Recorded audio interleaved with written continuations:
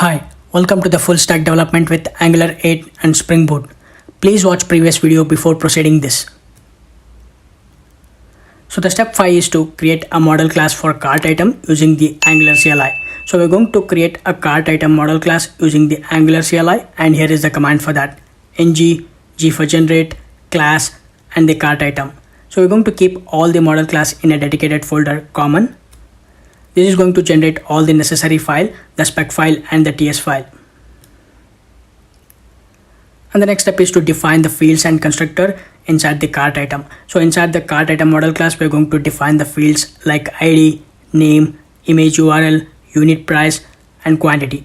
And also we're going to define a constructor, and to this constructor we're going to pass the book object. So inside the constructor we're going to assign the ID, name, image URL, unit price to the respective fields, and we're going to assign the quantity as 1. And the step 7 is to create a cart service using the Angular CLI. So we're going to create a service which is a cart service using the Angular CLI, and here is the command for that. ng g for generate, s for service and cart. So we're going to keep all the services in a dedicated folder services. This is going to generate all the necessary files, the spec file and the TS file. And the step 8 is to update the cart service to calculate the total price and total quantity. So inside the cart service, we're going to define few fields, the cart items, which is of type cart item, which is an array. Initially, we're going to initialize it to empty array, and we're going to define 2 more fields, total price and total quantity. As we discussed, the total price is of type subject and total quantity is of type subject. And we're going to define a method add to cart, and to this add to cart method we're going to receive the cart item. So inside this add to cart method we're going to write a logic for checking whether the cart item is already exist or not. If the cart item is already exist, then we're going to increment it. Otherwise we're going to add it to the cart items array.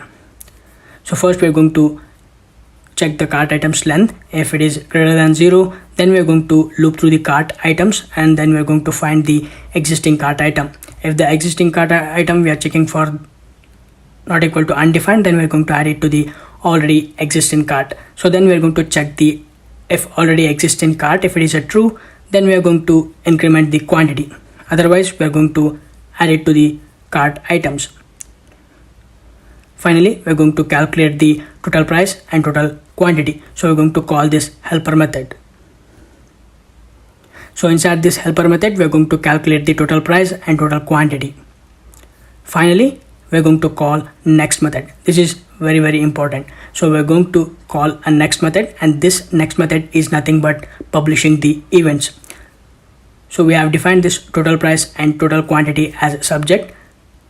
As we discussed, the subject provides some methods like next, error, complete, and next is for publishing the events. So we're going to publish the events by calling the next method, and to that next method we're going to pass the total price and total quantity.